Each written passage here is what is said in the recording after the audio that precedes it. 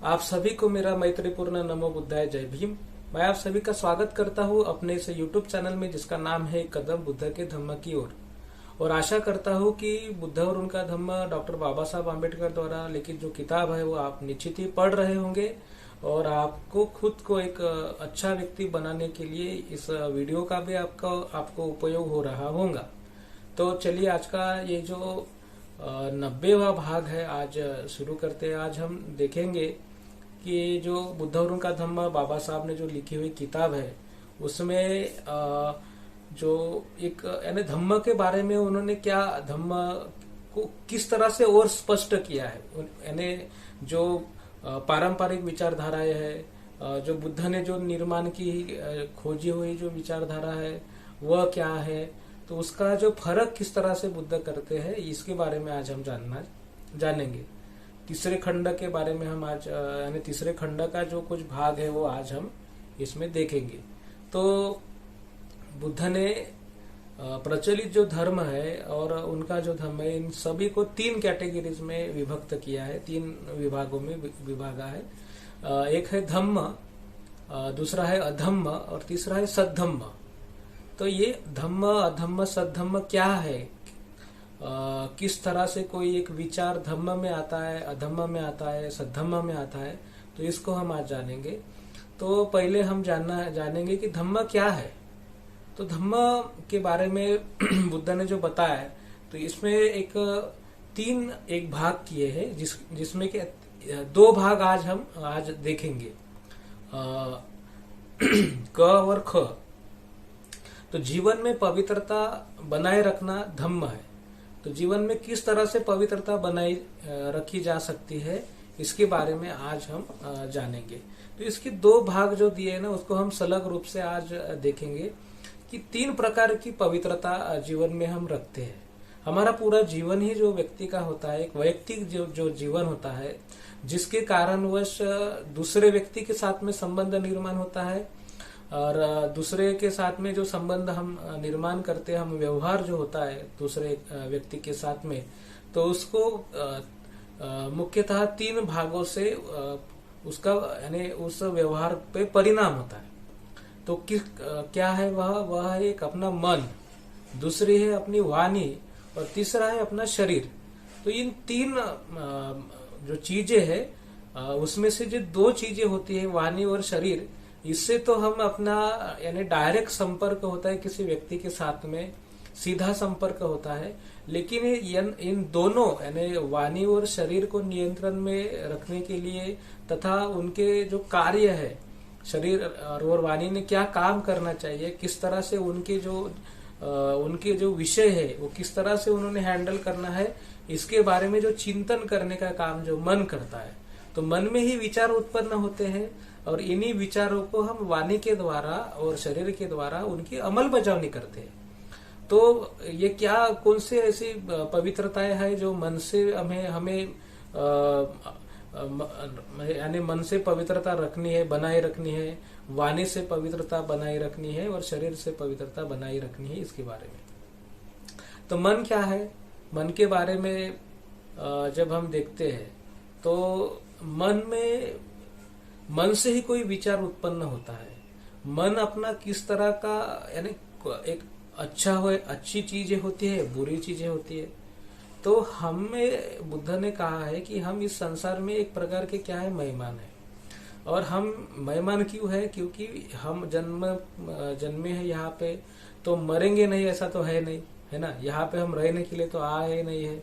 कोई भी चीज हो उसको क्या है, जो जन्मते है तो उसको खत्म होना ही है। जो भी दृश्य वस्तुएं है उनको नष्ट होना ही होता है। तो हमारा जन्म हुआ है तो हमें जाना भी है, मृत्यु भी हमारा होना है। तो हम इस संसार में जो कुछ भी वस्तुएं हैं, जो कुछ भी साधन मात्र है, उन सब पर हम जो अधिकार जमाते हैं, तो हमारा वो अधिकार कायम स्वरूप का तो नहीं रह सकता कि भाई अभी हो गया, संसार जब तक चलेगा तब तक ये वस्तुएं मेरी ही रहेंगी, ऐसा तो हम कह नहीं सकते, क्योंकि हमारी मृत्यु होनी निश्चित होती है।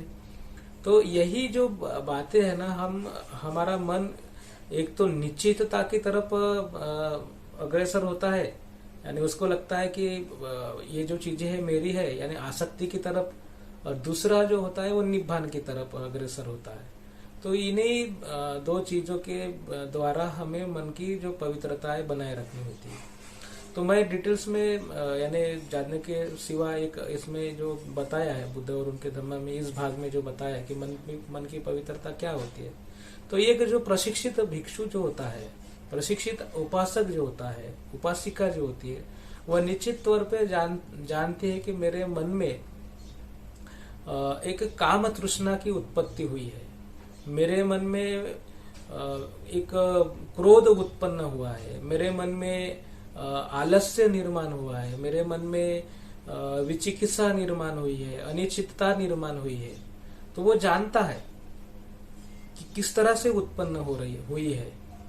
वह जानता है कि मेरे मन में ये जो चीजें उत्पन्न हुई है वह जो किस तरह से उसको मैंने यानी उसको नष्ट करना है। मेरे मन में अगर काम तृष्णा उत्पन्न हुई है, क्रोध उत्पन्न हुआ है, अगर विचिकित्सा आलस्य उत्पन्न हुआ है, अनिश्चितता उत्पन्न हुई है, तो निश्चित ही इन सबको किस तरह से नष्ट करना है यह भी मैं जानता हूँ। वह जो उत्पन्न नहीं हुई है वह किस तरह से उत्पन्न होती है यह भी मैं जानता हूँ। वह जो उत्पन्न हुई है उसको भविष्य में, यानी भविष्य में ऐसी चीजें उत्पन्न ना हो यह भी मैं जानता हूँ। अगर मेरे मन में ऐसी चीजें कोई उत्पन्न ही नहीं हुई है अभी तक, तो यह भी मैं जानता हूँ। यानी वह जो एक प्रशिक्षित भिक्षु होता है, प्रशिक्षित उपासक होता है, उपासिका होती है, उनको यह ज्ञात होता है कि उनका मन किस अवस्था में है। उनका मन जब आसक्ति की अवस्था में होता है तो वह निश्चित तौर पे प्रयत्नशील होते हैं, जिस तरह से उन्होंने प्रशिक्षण लिया है उन सभी चीजों से, उन आसक्तियों से खुद को क्या करे, मुक्त करे। इस अवस्था में वो खुद को बनाए रखते हैं।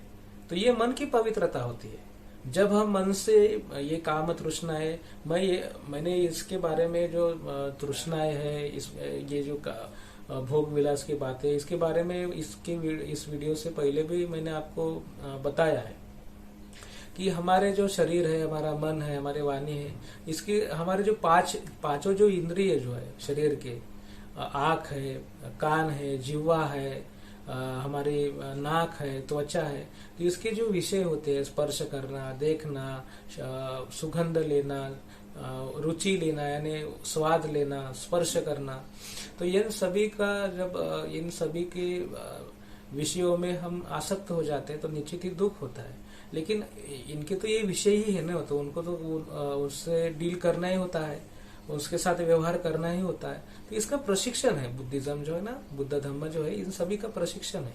हमें किस तरह से देखना है, किस तरह से क्या सुनना है, किसका यानी किस तरह से स्वाद लेना है ना, किस तरह से सुगंध लेना है, स्पर्श किस तरह से करना है, इन सभी का जो है ना एक मध्यम मार्ग जो होता है, क्यों करना है, ये सभी विषयों का जो व्यवहार है क्यों करना होता है, किस तरह से करना होता है, तो इन सभी का जो प्रशिक्षण होता है यह बुद्धिज्म में होता है, जिसके कारण ही एक व्यक्ति जो है ना वो स्थिर होता है और पवित्र अपना मन बनाता है।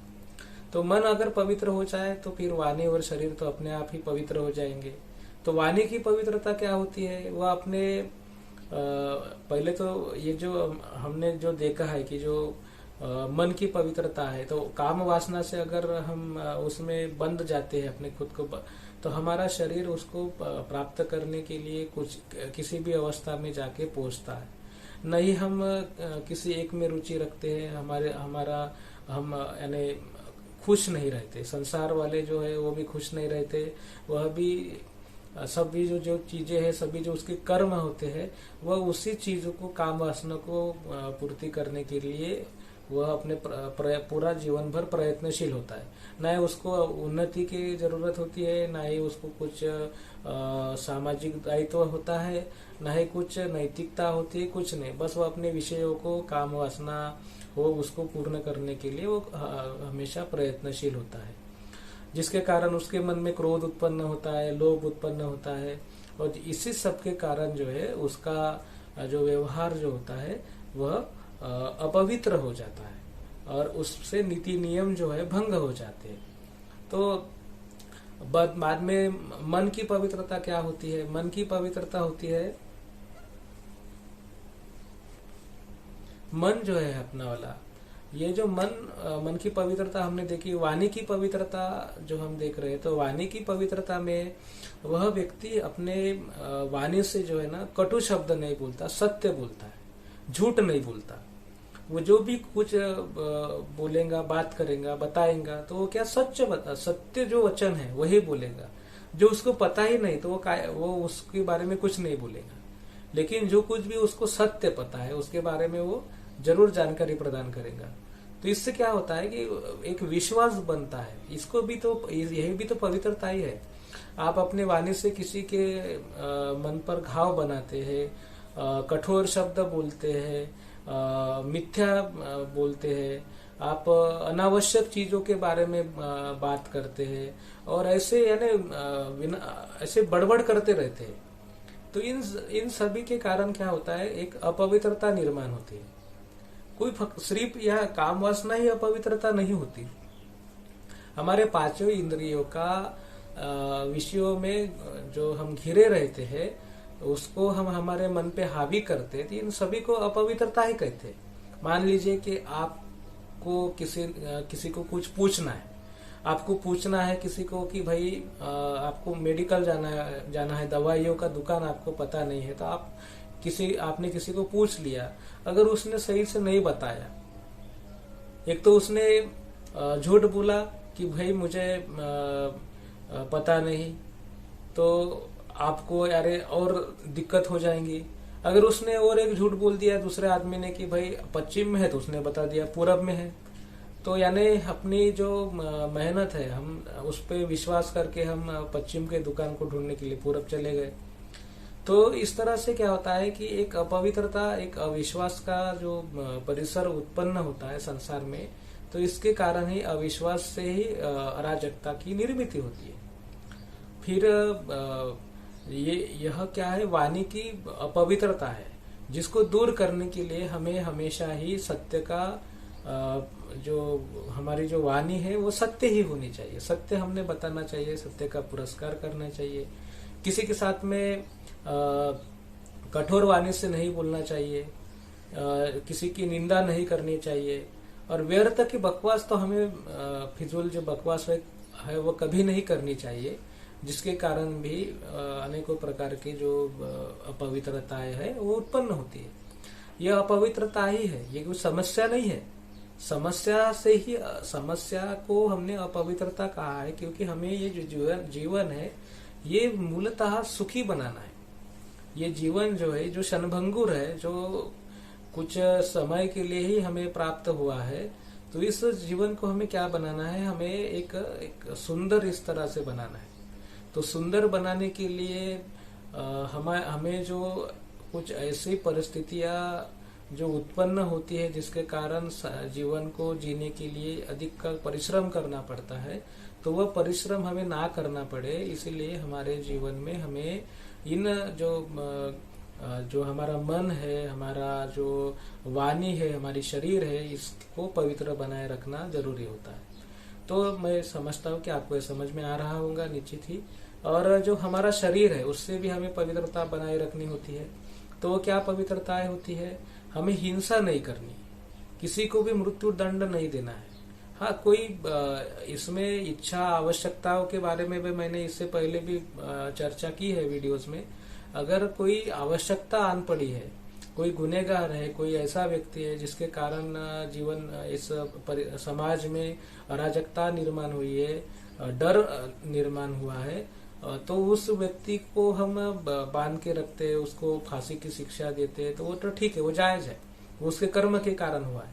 लेकिन मेरी इच्छा ही हो गई, मुझे ऐसा लगता है कि मुझे आज किसी को मारना है, मेरी इच्छा हो गई तो मैंने किसी का खून कर दिया। तो ये जो चीज है ना, ये क्या है, अपवित्रता है। आप अपने खुद के मर्जी से किसी की हत्या नहीं कर सकते, किसी को मार नहीं सकते, है ना। तो ये चीजें हमें बनाए रखनी है, पवित्रता बनाए रखनी है कि मैं किसी की हिंसा नहीं करूंगा, ना ही हिंसा करने के लिए किसी को प्रवृत्त करूंगा। दूसरा है कि मैं कभी व्यभिचार नहीं करूंगा। तो व्यभिचार जो करते हैं तो एक व्यक्ति दूसरे व्यक्ति के ऊपर एक जो आसक्ति जिसे हम कहते हैं, तो उसके कारणवश जो व्यक्ति एक दूसरे में आसक्त होते हैं, तो वह जो व्यक्ति है जीवन की अनित्यता को नहीं समझते। ये जो चीजें हम कर रहे हैं ये नित्य स्वरूप की नहीं है, कायम जो जिससे सुख नहीं मिलने वाला है, ये अनित्य चीजें है, खत्म होने वाली है। फिर जब संसार के अनेक जो समस्याएं हमारे सामने आते हैं तो हमें फिर समय नहीं मिलता उन समस्याओं को हल करने का। तो हमें एक जो नीति नियम जो होती है, नैतिक व्यवस्था जो होती है कि एक दूसरे के साथ में जो पति पत्नी है ना, तो उनको एक दूसरे में निष्ठा बनाए रखने के लिए, एक दूसरे को विश्वास बनाए रखने के लिए जो एक दूसरे के साथ में ही जो काम होता है तो वो उन्होंने काम क्रीड़ा का जो है करना चाहिए। लेकिन जब वो एक दूसरे के खिलाफ अपने यानी जोड़ीदारों का चयन करते हैं और इससे वो एक दूसरे के मन में एक अविश्वास का भाव निर्माण करते हैं और आसक्त होता है व्यक्ति, तो अपने परिवार को जो महत्व देना चाहिए वो महत्व हम नहीं दे सकते, नहीं दे पाते, अपितु हम दूसरे को महत्व देना उचित समझते हैं क्योंकि हम उसमें आसक्त है।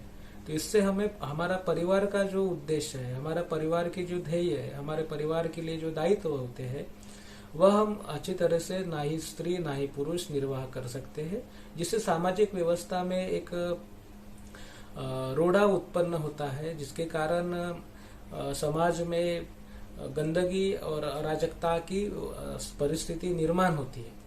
तो हम तो नष्ट हो जाएंगे, हम जन्मे तो नष्ट होना ही है हमें। लेकिन ये जो हजारों लाखों सालों से जो परंपरा यानी एक व्यवस्था जिसे मैं कहूंगा जो चलती आ रही है, जिसमें हम हरदम परिवर्तन देखते हैं। हम पहले रानटी अवस्था में थे, जंगल में रहते थे, ना ही कुछ शिकार करके खाते थे, मनुष्य को दुश्मन मानता था। इस अवस्था से आज तक का जो परिवर्तन हुआ है तो व्यवस्था का परिवर्तन है कि नहीं। आज हम एक दूसरे के साथ सहयोग करते हैं, दुश्मन नहीं मानते। तो एक दूसरे को भी कुछ जीने का और जीने का अधिकार है ना, संरक्षण का अधिकार है, खाना ढूंढने का अधिकार है। तो यह अधिकार हम एक दूसरे के सहयोग से हम पूरा करते हैं। तो ये जो व्यवस्था है ना बनाए रखनी चाहिए कि कोई भी व्यक्ति अगर किसी समस्या में हो तो वह समस्या उसके उत्पीड़न का साधन ना बने।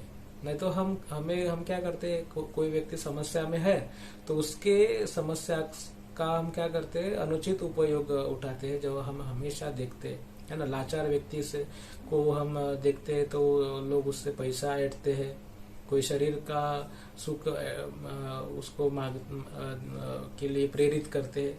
तो ये जो गलत चीजें जो है, ये गलत व्यवस्था को हम गलत बनाने की कोशिश करते हैं। हम तो कुछ समय के लिए यहाँ पे, लेकिन व्यवस्था हमेशा बनी रहती है। तो वह व्यवस्था जो है वो उचित बनी रहे, पवित्र बनी रहे। इसके लिए जो शरीर के जो कुछ भी पवित्रताएं है जो मैंने आपको बताई है कि हिंसा नहीं करेंगे, हम व्यभिचार नहीं करेंगे, है ना, तो हम चोरी नहीं करेंगे, है ना। चोरी करने से भी एक दूसरे के अधिकारों का हनन होता है, उसके मेहनत करने की जो इच्छा जो होती है उसका हनन होता है।